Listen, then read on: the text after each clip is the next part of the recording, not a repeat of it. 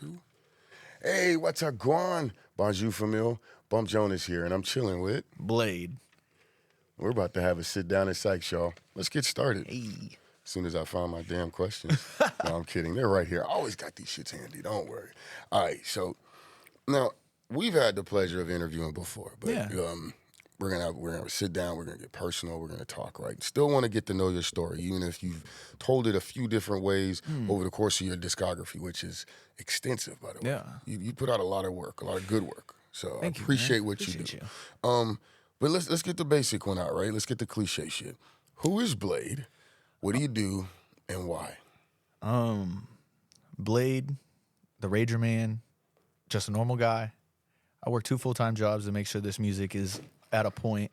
If you ain't working hard, you're not working at all. Yeah, man, I'm just a normal guy, St. Joe, Missouri. I like to rage. I like to vibe. I like to chill, and I like to have a good time. But yeah, no, just a normal guy. Just a normal guy that likes to have fun, who has a mascot dog by the name of Rage Kid. I love it. I love it. But okay, so why? You didn't touch on why. Let's poke on that a little bit. What? Why do you do what you do? Why do you make music? Why do you rage? Why are you expressing rage in a way that you do? So to go beyond the time of me knowing myself, I was raised in a rock and roll household. The reason why I'm named Blade, like my government is Blade, is because of Jack Blades from Night Ranger and Damn Yankees. No shit. So if you know the song Sister Christian, yeah, that's Kelly Kagi singing, but Jack is in the band Night Ranger. He's the lead singer. Yeah, so my dad met him at a Holiday Inn, and then from 1993 to today, they still go antique shopping. I guess Jack went to the front desk and asked if there were any antique shops nearby downtown St. Joe. And my dad was in the lobby and was like, well, I'll just take you. And then they've been best friends since 93. Yeah. Did y'all catch that? That's a fire-ass. Okay, bro. Right, I see you. But to continue on to that, I went to my first Night Ranger show when I was 5. Okay. They were playing with Fog Hat. I don't know what their song is, whatever, but somewhere in the timeline, Jack told my dad that I was going to be in the music industry somehow, some way. Really? Yeah. Okay. Like he could just tell. Yeah. And he always told my dad, I don't know how you're going to do it or how he's going to do it, but he's going to be a part of the music industry. And to me, I'm like, that could mean if I'm famous or if I'm just like, reviewing albums or, whatever, I'm on the professional marketing level or whatever. But yeah, that's how that. And you seem like you would be okay with either way. You just want to be involved with music. Yeah, man, I just love music. Like, It don't matter what you make. There for a long time, I didn't like country music, but Really? But I go back on the old hits and, hey, they were cooking. Hey man, look, if you know what, if you don't like country, you can always kind of start with Johnny Cash. Yeah. And it'll kind of get you ready for 100%. country, in some kind of ways. Yeah. You threw out some dope bands there, Fog Hat and oh god, there was another one you mentioned, not Night Ranger, but we'll get back to it. But I like the fact that you said you grew up rock and roll and then you're just listing it off. Yeah. You're kind of a student of this shit in some ways. Man, or are you just obsessive? I think I'm on that fine line because dude, like, no lie, I didn't know who Eminem was until I was in the 6th grade. So it took me till I was 12 years old, and I'm from where he's from. Really? Yes. Wait, Eminem's from St. Joe? Yeah, he's born. I won't say raised, but he lived there until about his 8th grade year. That's a decent amount of time. Yeah. Okay. Look, I say you're a Midwest chopper all the way through. I fuck with it. Yeah, man. Let's go. Look, y'all learned some shit today. You gonna learn it all. Shout out to Blade, man. But yeah, I didn't know who he was until that moment. I heard about him, but I didn't know any of his music. Like really like connecting with the music or hearing it, and okay. Right. So from there, I studied his stuff, and then about a couple years into that, I started studying Tech 9. Okay. And then from there, it was just everybody. Right. Just like Migos, Suicide Boys, who else I used to Waka Flocka. I used to play the Triple F mixtape day and night. Okay. Kid Cudi, and the list just goes on and on. So, and everyone you're mentioning are still like high energy. I mean, Kid Cudi's not, not high energy, but he's still energy. He's still very vibe based, very like you're transitioning, you're going through a fucking experience. Yeah, man, you would be surprised because me and my girl, we drove to Chicago to go see him. Okay. Yeah, and completely changed the whole atmosphere of how I work. Okay. So his live show had some impact on you. It was crazy. It was probably the craziest thing ever. Because your live shows are impactful. You performed at the Mecca before. I've seen you on tour at a couple joints here and there in the city, like in Westport. You did a show, Westport Bowery to be exact, a few times. But you have a high energy output when it comes to your performance too. So I can see that. I see that. It bleeds through a lot of what you do. But I mean, you're kind of a big kid in a way, right? Yeah, man. I'm just a kid at heart. Yeah. So like, as long as the kid's gonna eat, I'm here for it. I like that. All right. So speaking of eating, that's a great segue, y'all. We love segues. What does Rage Kid eat for breakfast? A weekday or weekend? Ooh, okay. Mm. You know what? I've been kind of picking on the weekend, so let's do that. So the weekend, my days start off fast. I gotta wake up at 8:00, go to the first job, and then shortly after that, I gotta go to the second job. But Wendy's breakfast is sleep. They got some the maple bacon chicken croissant. I need my sponsorship. Is fire. I get it almost every morning. But if we're at home or we're chilling, simple turkey sausage, eggs. Okay. Just keeping it basic. Okay, I like that. Yeah. I like that. And healthy too, right? I heard turkey's healthy. I don't feel as bloated. So I think that's where that goes. So, okay. How would you describe your spirit animal? Man. I don't know the exact animal to describe it as, but the most outrageous and just unpredictable animal you could think of, that's where we are. Wow, I like that. I mean, I immediately think of like Tasmanian devil. Yeah, I always forget about the Tasmanian devil. But that's like Looney Tunes. I don't know if the real life one is anything like the cartoon one. So who knows? If we're talking cartoons, I'm the Road Runner. Oh, I am the Road Runner. Just because you because your tour life, dude, you be out there like grinding, right? Yeah, shout out 93 and Alive for keeping me on the road as long as they have, and continuing the great work still. Yeah, we did 3 tours last year. Damn. Basically just hitting the same markets though. But still, but being out there is still good though, right? You're getting the exposure, 100%. Getting the reps in. Okay. So I know that I've asked you this one before, but because we're here and we're sitting down, I want you to provide us some clarity. Okay. What is your rage music? What is rage music? Man, it's not like we were talking about before we started before the cameras were rolling or whatever, it's not that rock and roll energy. Okay.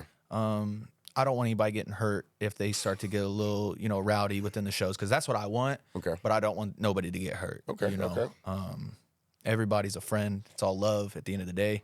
But like the rage music that I present, it's just hard hitting in your face, and just good energy overall. Okay. We might party a little bit. We might get a little rowdy, but at the end of the day, we all love each other, and that's how it is. So I mean, it's just like a release of energy and kind of letting off steam without necessarily damaging, tearing shit up. Yeah, exactly, man. Because everybody has a bad day at work or even a bad week at work, you know. So to come to a show and be able to let loose all those emotions and feelings that you've held for the week, the day, the hour, the minute, you know, we're still getting it in. Okay.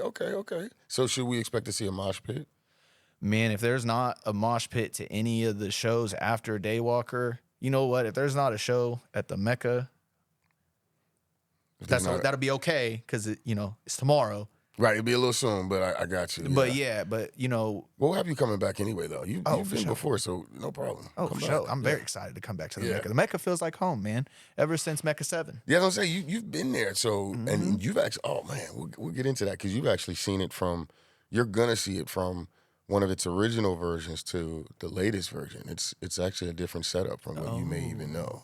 Hell yeah. So it's going to be, you're going to have room to rage a little more. Good deal. You know what I'm saying? Good deal. Yeah. Shameless plug, y'all. That's how it happens. The Mecca, last Friday of every month, 7742 Troost. Tell a friend to tell a friend. We got live music, live action, live vendors, because who wants a dead vendor, right? But anyway, No, right. Bad jokes all around. So, all right. Ooh. And this might be an easy one. We may actually already have gotten the answer, but who is your first inspiration to do music?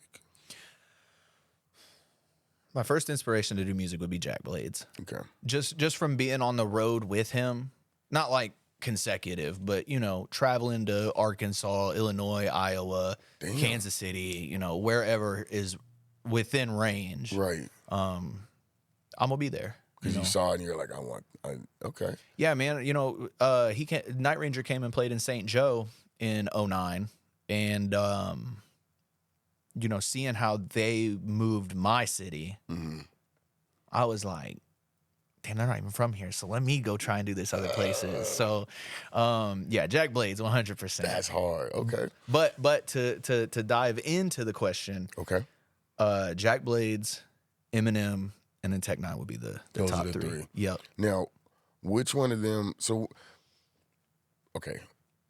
I have a question, and I have to kind of go back to that. But do you remember the first song you ever recorded? I do. Do you still have it? I do. Damn. Will I play it right now? Absolutely not. Damn. Okay, but that's fire as fuck. Okay, so back to my original question. That sets us up. That sets us up to go back to this. Who do you think you most emulated when you first started making music? Me. Ooh, that's a fire answer. Come on. Okay. Me, only because I didn't have rhythm. I didn't understand the music. Okay. I was just kind of putting it out. Okay. Like, the song's called Truthful Lyrics, so if you want to go look for it, you can look for it, but you're probably not going to find it. I've done everything in my power to bury that thing. But no, I was just dropping mixtapes out of my backpack at school. What? To try and get on. Okay. I had an album or mixtape, whatever you want to call it, for every year of my high school career. Okay, so right off the bat, there's 4 mixtapes out there. Right, but they were terrible quality. The way I used to record and, you know, get those CDs out to the people was I would set up my phone. I would set my Xbox up. I would put a disc full of burned beats on it. Right. And then just do it in the voice memo on my phone. Oh, shit. So from the first 2 tapes, the third one is where I started going like serious. And me and Rudy, DJ Rudy C, shout out Rudy C's Ice Cream real fast. We did a release show for my tape called Past, Present, Future. Okay. And there was no bass in the building because everything was on voice memo. Oh, shit, that was the flattest.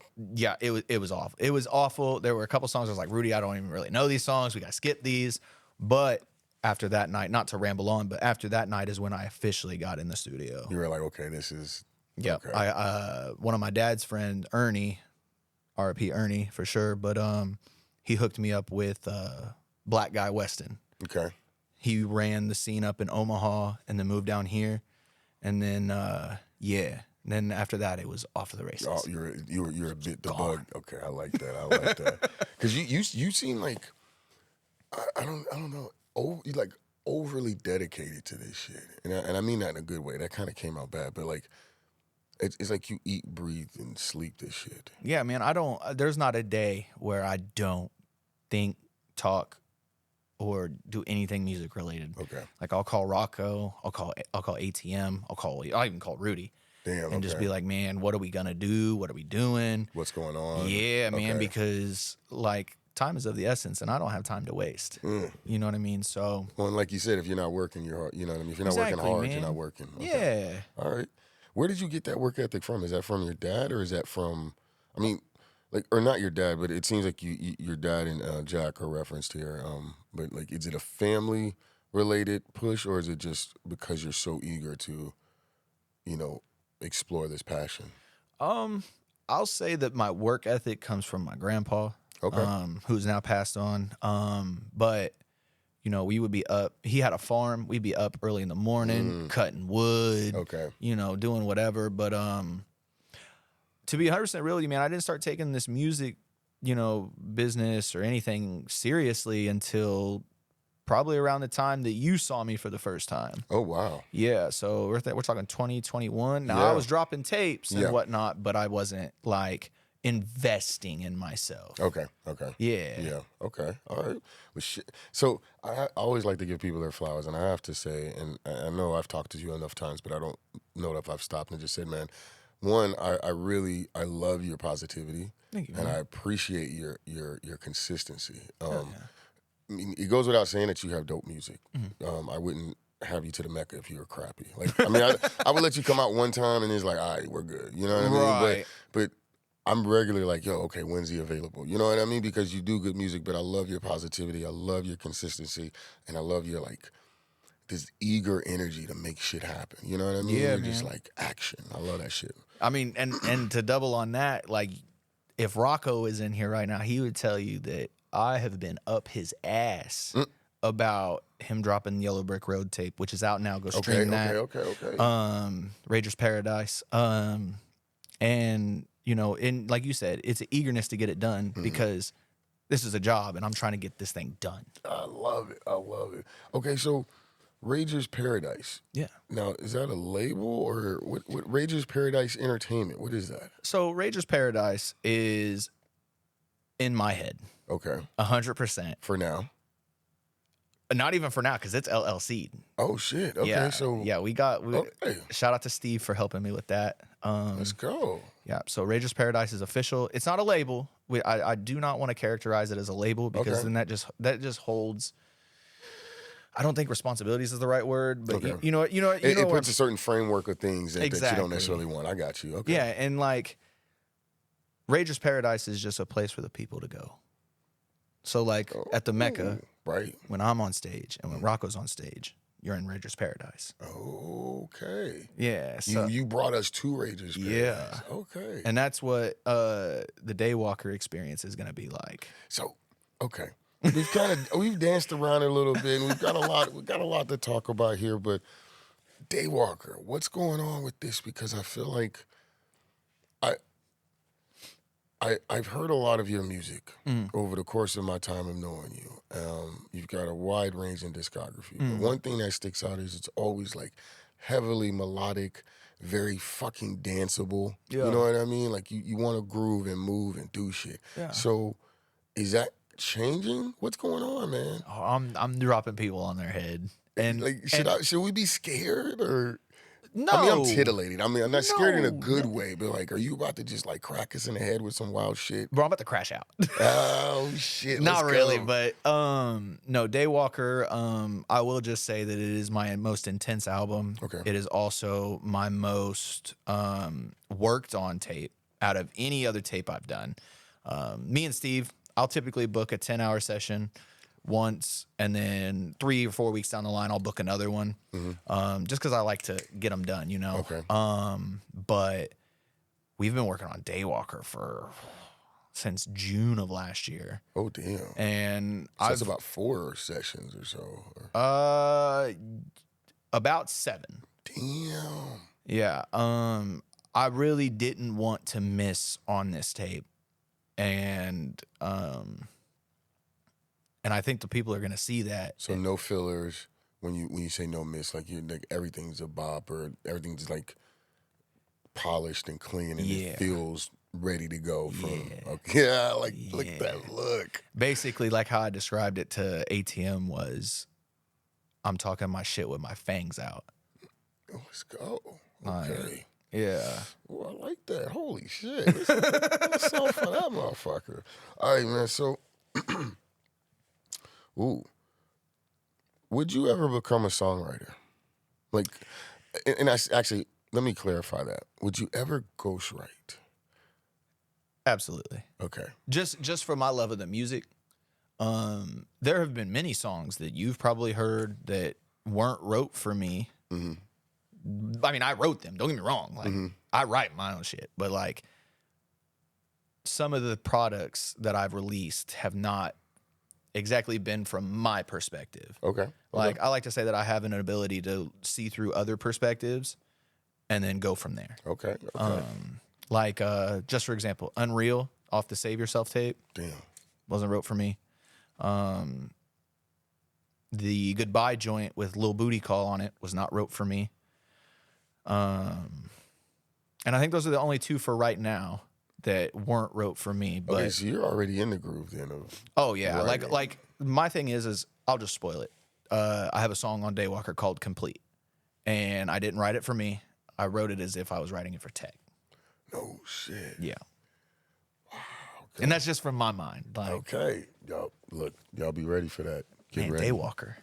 So look, okay, when is Daywalker coming out? When is it potentially going to come out? Yeah, Daywalker's coming out for sure. It's coming out in the near future, May 9th. May 9th. Okay. The Daywalker listening experience, if you got an invite May 8th, you'll be able to hear it firsthand and in the environment. Oh, shit. Yeah, bro. I'm building a whole environment within FSP Studios. Shit, I mean, if motherfuckers pop out, y'all better be ready. Like, what should we bring to be prepared? Like, man, bring your bodies. Gauze tape, some fangs, some bandages. I mean, you do whatever you got to do to get in the zone, man. But just be ready. Okay, I'm telling you right now that I'm already gonna be in the zone whenever. I'm bringing me a shows up. Slade. That's what I'm bringing. Hell bringing yeah. a Slade. We're gonna be lit in this motherfucker. All right, so why do you think? Actually, no. Hold on. Let me step back just a little bit. How do you collaborate? Because you do a lot of work with a lot of different people.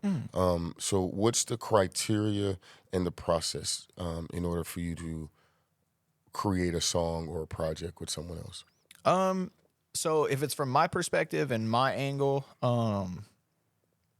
I don't do very many opens, but I will occasionally send out an open.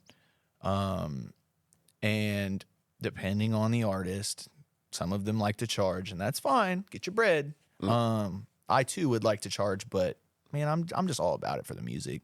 Like if you want to pay me, by all means, I'll take it. But the way the collaborations work, from my aspect, I'll just send an open, or just for example, if Rocco sees me on something, he sends it to me.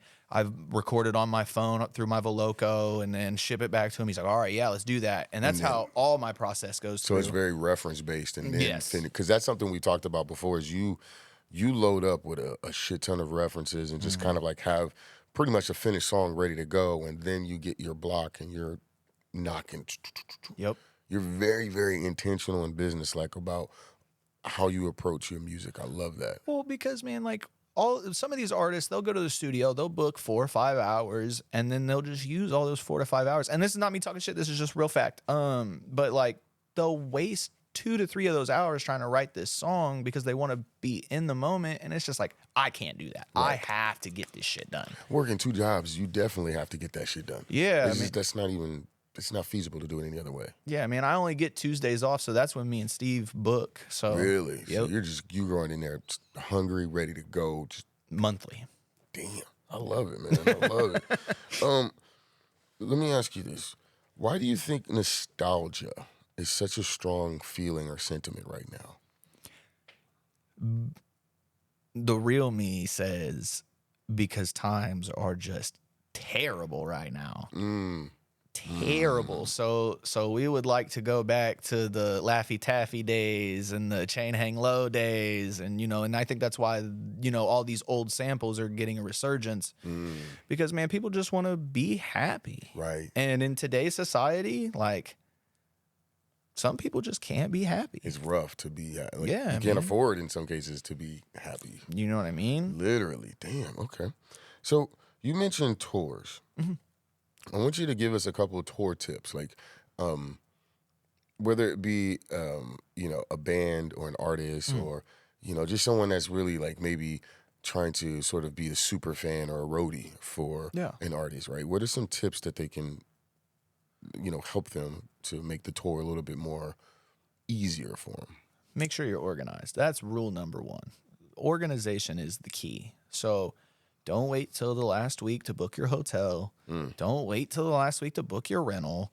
Come prepared. If you forget your underwear at home, you can go to a Walmart and go pick up some. So, like, make sure you got all your essentials, and just have a good time. Don't look at it as business. The road sometimes is scary, man, you know, but as long as you make it through, at least to the last day, you're going to make it home. You good, right? Yeah. I like that. I could just step. So it's almost like you got 2 days on tour. You got the day you head out and the day you go back home, which is kind of a bad prison reference. My bad, but I can see that. I mean, the way I look at it is like I'll leave during the day to go to the first stop. And then after the first stop, I'll drive down to the second city, stay overnight. And just be ready. And just be ready. Yeah. Like when we went on tour with Schwim, me and Rocco, we drove from Wichita to Owasso the same night. And the next morning I had all morning to record. Right. And just like. Yeah. And that's my thing is I like so you're recording before. I record everywhere. Damn. Yeah. Okay. I don't leave the house if I'm going on tour without my portable microphone. Just to be able to catch that feeling, man. Oh my God. You are just a consummate. You're practically, do you play any instruments? I don't. I'm amazed. I am fucking amazed. Why not? My hands don't work like they should. Truthfully, man, like I'm gonna be real. Like I want to learn how to play guitar so bad, but like I know that my coordination is just not there. I'm a guitar hero, man. All right. It's cool. Hey, you know what though?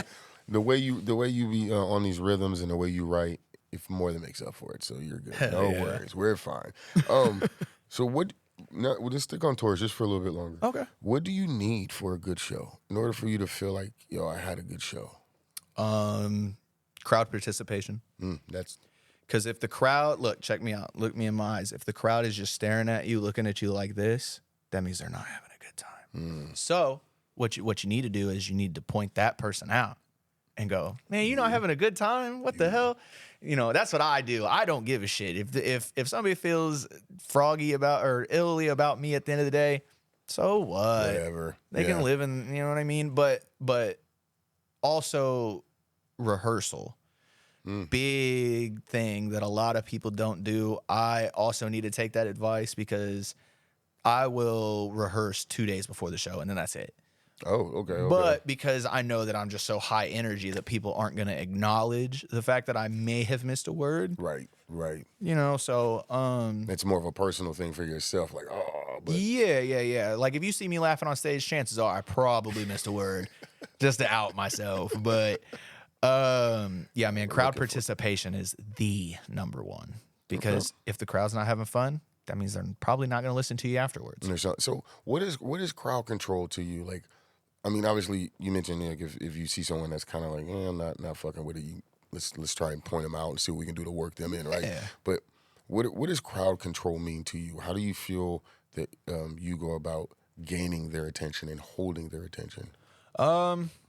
Realistically, I think the energy from the first song to the middle song, you know, is what grips them. Because the way that I want my energy to be portrayed with love is if you grab somebody by the collar and say, "Look at me." Okay. Like that's what I want. So if like that, and then if they're sitting their arms crossed and not having a good time, it's like, how can I make you have a good time? What's going on? I think there was one time that I stopped a show completely and was like, "Yo, are you not having a good time? Damn. Why not?" Like what, really? What's going on? Yeah, and like then you make them feel special, and then they're like, "Oh, okay." Give them a business card, and then they go on and listen to the music. They find a vibe they like. And you know what? More than anything, well, that too, but now all of a sudden they have this story like, "Oh, dude, they stopped the show for me and shit." You know what I mean? Oh, okay, bro, you're a showman. I fuck with it. No, I've already asked you this one before. I can't ask you that one again. Best thing? What would you say is the best thing to do while listening to your music? Really depends on what you're listening to. Okay. And I only say that because I got the vibe, which, like Queen Rage, Goodbye. It really, like my music, it just really depends on what headspace you're in. Okay. So like if you want to fuck some shit up, then you're going to listen to Daywalker, you're going to listen to Blado, the EP, or... if you want the bars, like you always reference Rage House, you can go listen to Rage House. But if you just, you're out with, your girlfriend, a shorty for the night, and you're just on a route, smoking a blunt joint, hitting the bong in the car, whatever, you're going to put on Queen Rage, you're going to put on Green Face, and, you're just going to vibe and have a good time. What if you're cleaning your car? Acid in Paradise. Ooh, that's a recent one, right? No, I feel like yeah. I mean, it's fairly recent. Yeah. Okay. How many songs or how many projects are in your discography? I know that I've done 9 at FSP. Okay. Since 2020. Wow. Yeah. Okay, so you're like almost two a year or something like that. Yeah. I'm 2 tapes ahead of myself right now. That's a bar. I don't care. All right, man. Couple more questions, man. Now, Daywalker is coming out. Mm-hmm. Would you consider that an album? How many songs can we expect? There's only 9 of them on there. There was 10. We took one off because we're gonna single it later. Okay. Yeah. Okay. Yeah. So it still kind of falls in the album range, right? Or what are you considering it? Man, I just call them tapes. Okay. Because they're not technically label backed studio albums. Yes, they're done at FSP professionally, by the way, so but I don't deem it an album because it doesn't have a label backing. That, and it doesn't have more than 10 songs. Okay, so that leads me, y'all know I love segues, that leads me to my question. From your perspective, excuse me, what is an album versus an EP versus a mixtape? So an EP is just maybe 3 to 6 songs for me. I know I dropped 3 for the Rage EP, and that was only 3 songs, but that was intentional. A mixtape, this is what I called Blado at first, was Blado the mixtape. Okay. Because it's just a bunch of songs put into one, and then it was basically just the lead up to Daywalk or whatever. But an album, yeah, it's got to be label backed. In my head, I mean, if you want to drop 15 joints and drop it as a whole cohesive tape, right? I mean, there's no problem with not calling that an album. You know what I mean? But it sounds like it has to be more than 9 for you. Got to be like that 10 and above. 15, 20. 15 to 20. Yeah. Oh, so a 10 or 11 track project is EP? Well, no, 3 to 6. I would say just a tape, man. Just a tape. Okay. Like, I've always had the problem with the difference between EP and LP. Okay. And I still haven't figured it out. That's a good damn question. Yeah. Well, we won't go into that, but off camera. Yeah, I feel like LP is more of a material thing versus a concept, which is EP. But see, again, we'll take that off camera. Ooh. This one here, actually, this is the time where we got to pay some bills, y'all. These are sponsored questions. Shout out to Thrax Pastry, our original OG #1 sponsor. Nothing for sale here, just a suggestion of where you can spend some time. And I promise you will enjoy the journey. Mm-hmm. Not guaranteed, I just promise, no guarantees. But this is our sponsor question. It's a super easy one. What's your comfort food? What is Blade's comfort food? Fresh off a tour, 10-hour block at FSP Studios. What are you going to eat when you get home? So that's actually a really funny question. So every session, it doesn't matter what time of year it is or what time of day it is, we always get Chipotle. Oh, shit. Yeah. Okay. Me and Steve, every time is like, we're going to order that whenever. I'm like, all right, cool. And then, 2-3 hours in the session, we're like, man, let's get some food. But when I go home, same thing as today, Zaxby's. Oh, I shit. am a huge Zaxby's fan. Okay. That's on barbecue, right? Zaxby's is just a chicken spot. Oh, it's just straight chicken. I'm thinking, there's another one. I'm fucking that one up. There's another one with Z that's a chicken, or that's barbecue, but I'm thinking. Oh. Maybe I'm fucking it up. I could be fucking it up. No, it does start. It's either Zara. Zardacuse or something. Zarda. Okay. There it is. Okay, all right. But we're not talking about Zarda. We're talking about Zaxby. That's your comfort food. Yeah, all right. Zaxby's. Yeah. All of y'all owe us a check for that. Every one of y'all got some kind of Look, publicity. Zaxby's, I'm there at least twice a month. So look at the puppy dog eyes for the chicken. we don't even got one of those in St. Joe. We need one. Okay, let me ask you about this, and we've kind of talked about this before, but I want to get it in this situation. St. Joe, I'm not gonna say St. Joe versus KC. St. Joe and KC. What are some of the similarities and what are some of the differences? I mean, Kansas City to us from down there or up there, I mean, I'm gonna be real. We look at Kansas City for the shops. We look at Kansas City for the clubs. St. Joe, I'll be real. Not a lot is going on up there.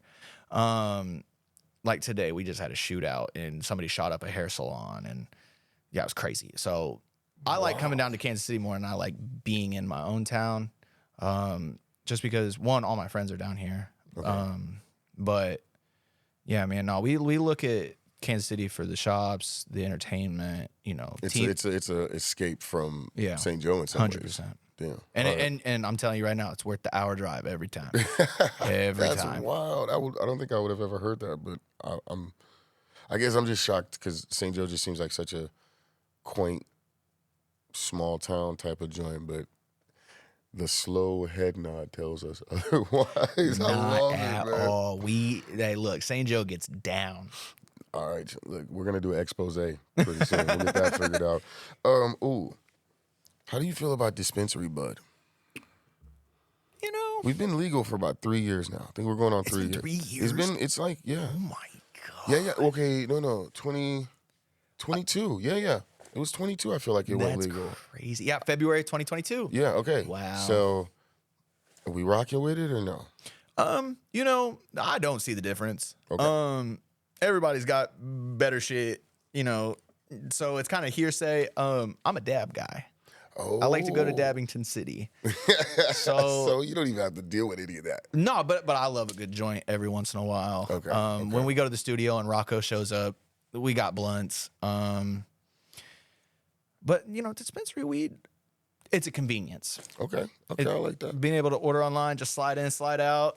Get right back to that session. Get right back to it, man. I love it. This man, you are the consummate businessman when it comes to your passions, and I love that. You're like a good hybrid of business and passion, or business and hobby at the same time. Yeah. Not hobby, because this is not a hobby for you, so I don't want to downplay. I want to do it like it's a hobby. Oh, that's fire. And the only reason why I say that is because if you do it as a full-time career, this is honesty, you put more into it than it'll put out. Like, you can get the shows, you can go to the studio, you can get what you want out of it, but if what you want is to be financially successful off of it, you gotta look at it as a hobby. Because you're gonna lose your passion for it. You're gonna exactly. It's gonna become a job, and it's not ever gonna be enough. Oh God! Because I'll tell hurts, man. You got me doing it a lot. I'll tell you straight up. After the tour we went on with Chevy Woods, okay, it deflated me a bit. Yeah, and wouldn't that be something that inflates you a little bit? Like you want to tour with Chevy fucking Woods, bro? Yeah, you'd think that. You're right. And hey, we did everything we could. That's all I'm gonna say is we did everything we could. But bigger things on the way. There we go. That's all that matters is there's bigger things on the way. And there's always something bigger on the way. There's always something new working out, especially with you. But I loved the tour. I loved the tour. The tour was great. I got to spend time with all my friends. Okay. And that's the most important part as well. But that was the kind of a deflating point for you a little bit, where you're just like, all right, dude, we got to bring it back a little bit. Yeah. Get into the hobby, get into the fun of things again. Yep. Get back to Rage Kid. Yeah. I love that, man. Okay. Literally just a couple more questions here. I appreciate your time all day. I told you, man. It gets chatty around this motherfucker. Has music become stale, or has our taste become stale? That's a great question.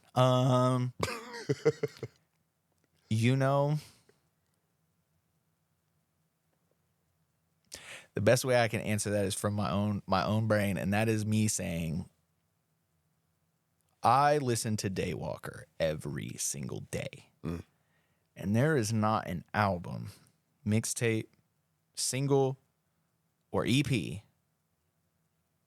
that beats it. Wow. And to no, that's fire. To ask or to answer the stale question, yes, 100%. And that's only because the same things are being done. It's just repetitive.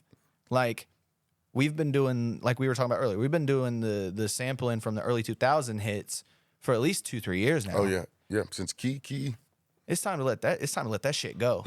And I went to Prince's house up in Minnesota. Damn. Yeah, go. Damn. If you've never been, go. Spend the $200, get you the tour, and go. Don't even worry about the gift shop.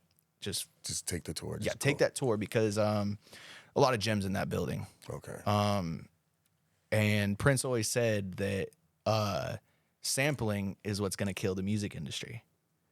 Because nothing. And he was prophetic as fuck. Man. So. And he also said that if you make music from a computer, then it's not real sound. And I had to take a step back and kind of reevaluate what I was doing. Because when you really think about it, man. It's just fucking digits, bro. Zeros and ones. Yeah, just analog. Yo, no. And that's no disrespect to anybody out here making beats and sampling. No, that's the fucking science of the shit, man. Yeah. That's the science of the shit. That's yeah. Nah. But yes. This interview is over. No, I'm kidding. You know. Fuck. All right, hold on. Okay. You know what? I lied. I do got just another set of questions. Okay. You look, we can go until we can't no more.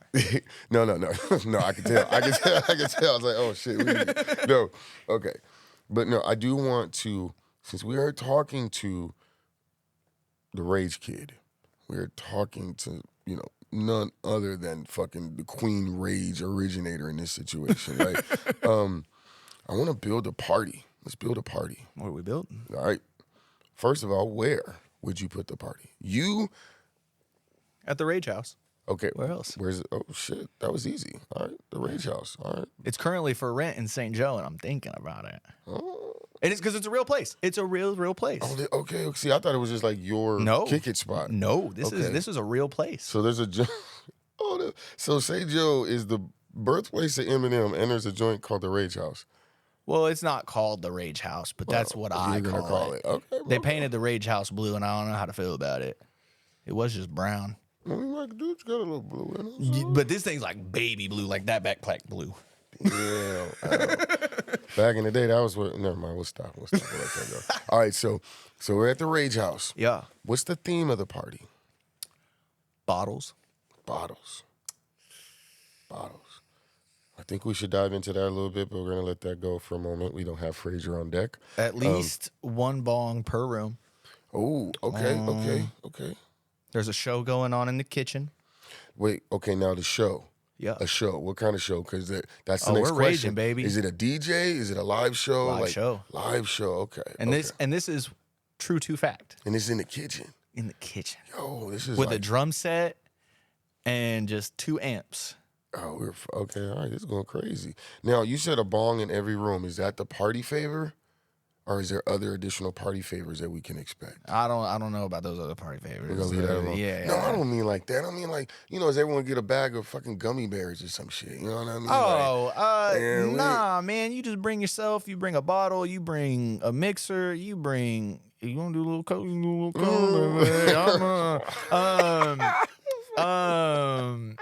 So whatever you want to do, man. And the Rage House was so crazy, man, that there was one time somebody was pissing on the coffee table in front of everybody. I mean, wow. I mean, it was really a Rage House. That's some wild rage. Okay. Okay. So I don't think there's going to be any food at this party. You can bring your own, but nobody's yeah. Nobody's going to ask for Don't leave it on the coffee table. That's for damn sure. Right. All right, man. So look,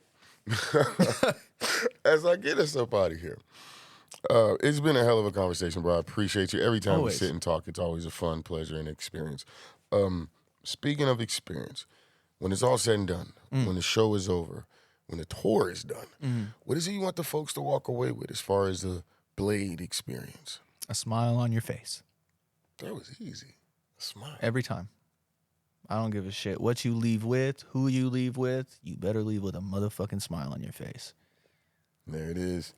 Hey, man. Awesome, awesome conversation. Bump Jonas here with none other than Blade, a.k.a. Rager Man. Yeah.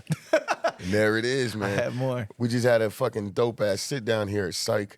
As I always say, love yourself like you try to love the world. Do something to earn your place in the world this week. Just be some dope motherfuckers. Y'all have a good one. Peace. Hell yeah.